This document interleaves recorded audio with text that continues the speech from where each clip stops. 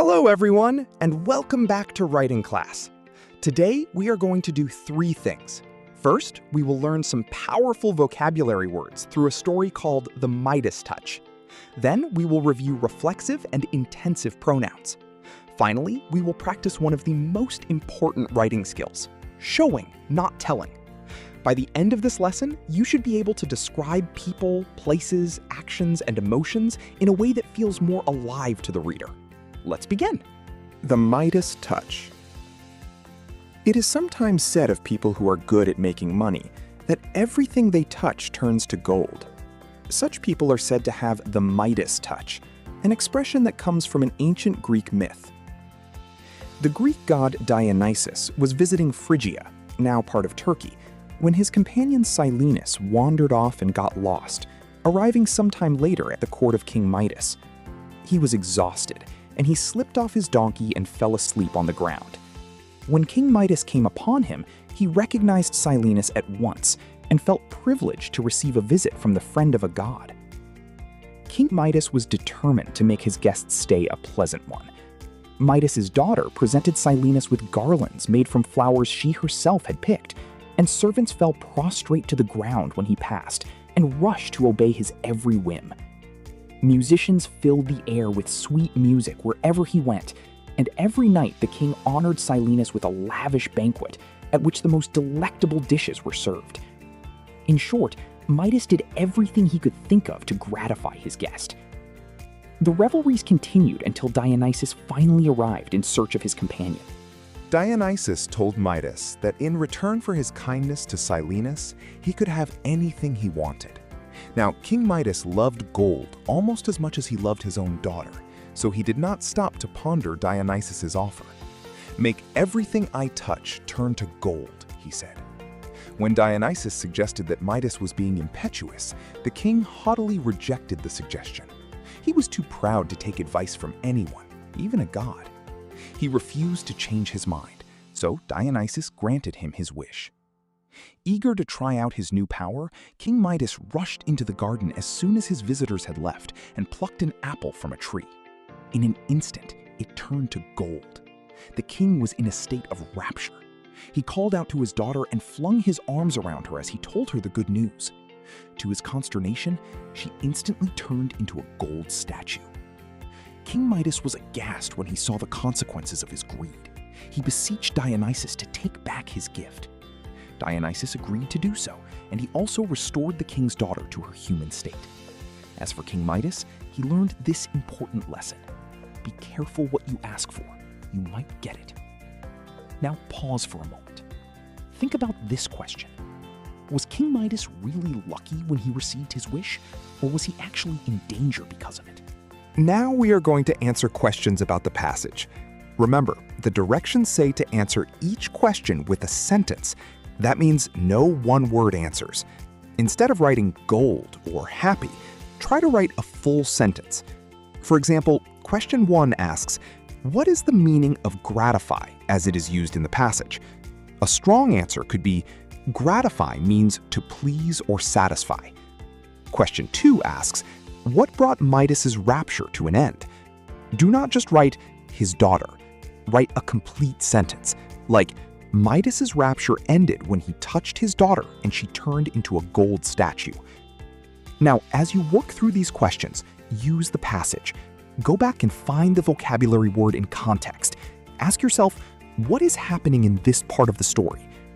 For questions like, why did Midas go to such trouble to entertain Silenus? You need to think about his motivation. He knew Silenus was the friend of a god, so he felt honored and wanted to treat him well. For question 13, think carefully. Midas did not take time to ponder because he was impetuous. He wanted gold so badly that he rushed into the decision. Now pause the video and answer the questions. Try your best before checking the answer key later.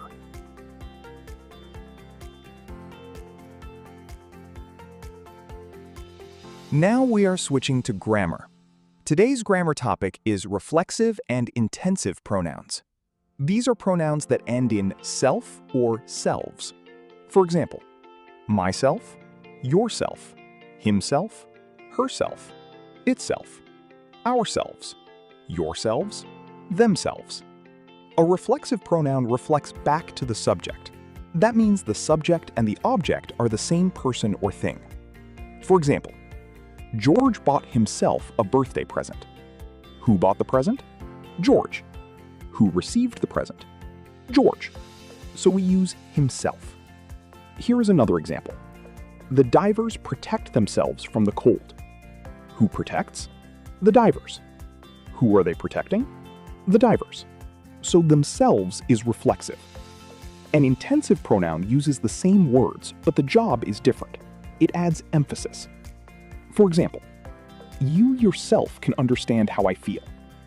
The sentence could still make sense without yourself. You can understand how I feel. So here, yourself is not needed for the basic meaning. It just adds emphasis. Here is the quick test. If the sentence feels incomplete or unclear without the pronoun, it is probably reflexive. If the sentence still makes sense without the pronoun, but loses emphasis, it is probably intensive. Now look at exercise 1. You will underline the pronoun and draw an arrow to the noun or pronoun it refers to. For example, in sentence 1, deep-sea divers dive to observe sea life, which itself can be fascinating. The pronoun is itself. It refers to sea life. Now try the rest. Then in exercise 2, you will fill in the blank with the correct pronoun. Myself, yourself, himself, herself, itself, ourselves, yourselves, or themselves. Pause here and complete the grammar practice.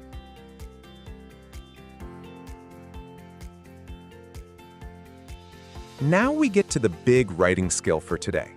Show, don't tell. This is one of the best ways to make writing stronger. Telling is when a writer simply labels something. For example, the bird was strange. The storm was scary. Cora was angry. Those sentences are clear, but they are not very exciting. Showing means the writer gives details so the reader can see, hear, feel, or imagine what is happening. Instead of saying the bird was strange, the literature model describes the creature moving through the air with fins that glided and stuck out from its sides. The writer helps us picture it. Instead of saying the storm was scary, the student model describes lightning, wind, rain hitting the roof, bark flying off trees, and cold drafts coming through cracked windows. Good descriptive writing uses sensory details. What can the reader see? What can the reader hear? What can the reader feel? What can the reader smell? What can the reader taste? But sensory details are not just decorations. They help the reader experience the moment. Here is the rule for today. Do not just name the feeling, create the feeling. Pause for a moment and think. How could you show that someone is nervous without using the word nervous? Maybe their hands shake. Maybe their voice cracks. Maybe their stomach twists. Maybe they keep tapping their pencil. That is showing. This page reminds us that description is not only for stories. Descriptions are everywhere. A menu describes food, so you want to taste it. A travel brochure describes a place, so you want to visit it. A poster describes an event, so people want to attend. A lost pet flyer describes the animal, so people can recognize it. A diary or journal describes feelings, so the memory becomes more real. So whenever we write, description helps us bring ideas to life. But here is something important. Good description is specific. Instead of saying the food was good, say the crispy fried chicken crackled with every bite, and the cold watermelon dripped sweet juice down my fingers. Now the reader can imagine the food. Instead of saying the place was beautiful, show the colors, sounds, movement, and feeling of the place. Writing becomes stronger when the reader can experience it. Now we are going to practice finding and creating descriptive details. On the left side, Activity 1 asks you to identify sensory evidence from the models. For example, the table gives us a sound detail. Nothing had ever rung upon his ears like that. That replaces the boring telling sentence, the bird sang. So the writer does not simply say, the bird sang beautifully. The writer shows that the sound is unusual and powerful. For sight, you need to find details that show the sky or the bird. For sound, find details that show the storm was intense. For touch, find details that show the air was cold. This activity is training your writer's eye. You are learning to notice how authors create images. Now look at the right side, Activity 3. This activity is about showing emotions through actions. The model says that instead of writing, Cora was angry, the writer shows anger through physical and internal details. Physical action, her eyes snapped with anger. Internal or sensory detail, you could say the pulse throbbed at her temples. These details help the reader feel the anger without simply being told the word angry.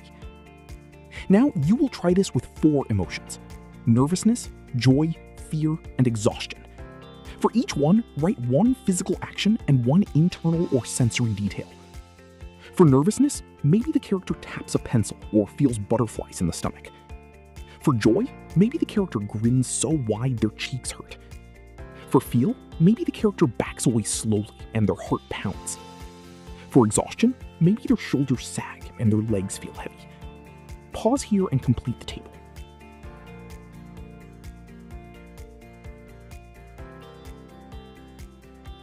Now we are ready for the main writing challenge.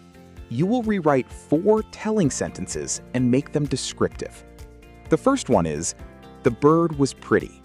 Do not use the word pretty. Show it. You might describe colors, movement, light, or shape. For example, instead of saying the bird was pretty, you could write, sunlight flashed across its silver feathers as it swept through the air, its wings shimmering like tiny mirrors. Now the reader can see the beauty. The second sentence is, the storm was scary.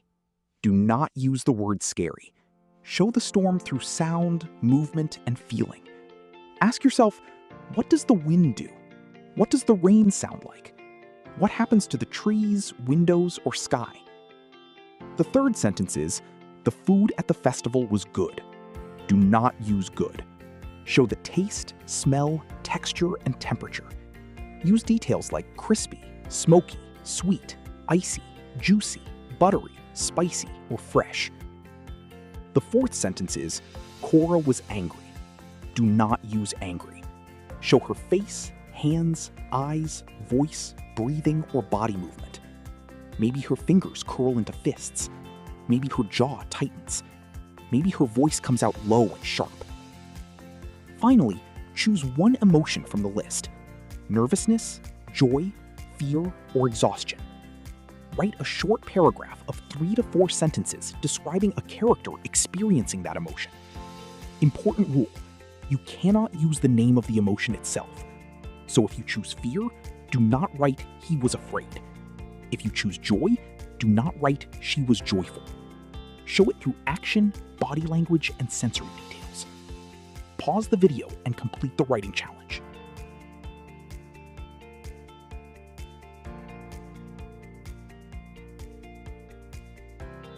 This final page gives you possible answers. For the reading questions, remember that your answers may not look exactly the same, and that is okay. The important thing is that your answer is accurate and written in a complete sentence. For the writing activities, there can be many correct answers. In descriptive writing, your goal is not to copy the answer key. Your goal is to create strong, specific details. As you check your work, ask yourself, did I use sensory details? Did I avoid boring telling words? Did I show action, movement, or feeling? Can the reader picture what is happening? Let's end with today's main writing lesson. Weak writing often labels. Strong writing creates an experience. Do not just tell me the bird was pretty. Show me the shimmer of its wings. Do not just tell me the storm was scary. Let me hear the thunder and feel the cold air. Do not just tell me someone is nervous. Show me the tapping fingers, the dry throat, and the fluttering stomach. That is how we make writing come alive. Great work today.